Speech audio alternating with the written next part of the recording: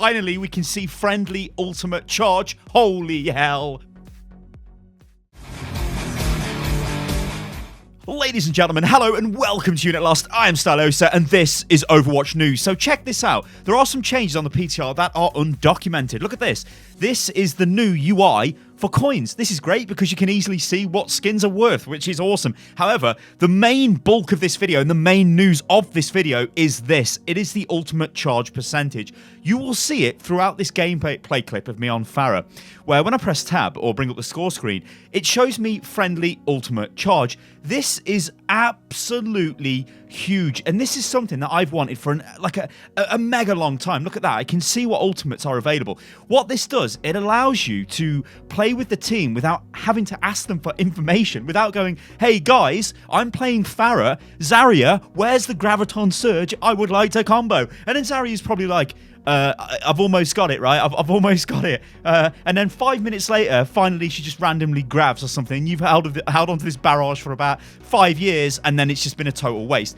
Now, though, you can see this. So what this does is, in theory, this reduces toxicity, but it also increases it as well. But we'll get onto that in a second. So it reduces toxicity because you don't need to, you don't need to ask people what their ultimate charge is. Now, this information has been in the game for a hell of a long time. If you look at the spectator client of the game, it tells you ultimate percentages. So the game was already tracking this. All they had to do to make this a reality was basically stick it onto the score screen, like make a little UI element for it. And you can see it's quite rudimentary. It's just a number under the portrait when you bring up the score screen. But it's enough to give you enough information. So we know that ultimates are coming up on our team. This is great. This is awesome. Why I think it's taken them so long to actually do this is I think they see this more of like a gameplay balance issue, because if you can see percentages of ult charge, then you don't have to communicate with your team as much, do you? And I think they're sort of like, I like to look at things from a positive point of view, and I think the Blizzard devs like to do this as well. I think their idea was, hey,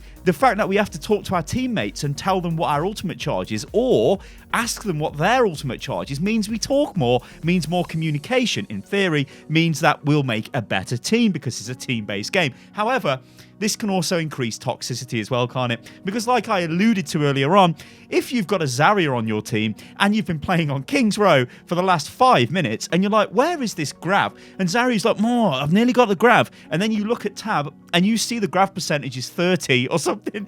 I think you'd actually have more than 30% if you stood there for 5 minutes.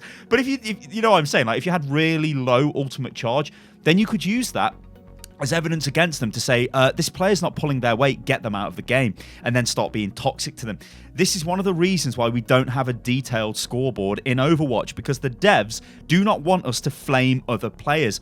But that's just like, there's a balance, right? We need this information, and I think this is a huge change. I think this is a really, really positive change for the game. I want you guys to let me know what you think about this in the comments below. Do you think we should be able to see ultimate percentage? Do you think, well, it should be hidden? Hell, do you think we should be able to see the enemies? I think that would be stupid if we could see the enemies ult charge. But maybe there could be a different UI. Like, I'd like to actually see my team's sort of health and UI, almost like the spectator UI on the screen when I'm playing, like instead of having to press tab. I think that would be absolutely awesome. Anyway, let's talk about the lore of Overwatch. Look at this. So Michael Chu was like, guys, there's a mistake on the lore page or the hero page for Brigitte. Her age is wrong because I think she was 27 or 28. Now, that's okay, a bit of a problem. Anyway, he goes in and changes it, and now she's 23. He said the reason for this is this was a outdated bit of information that for some reason been uploaded to the website. But this causes some issues, doesn't it? Because, well, look at this. Mercy visited Torbjorn in hospital after Operation White Dome.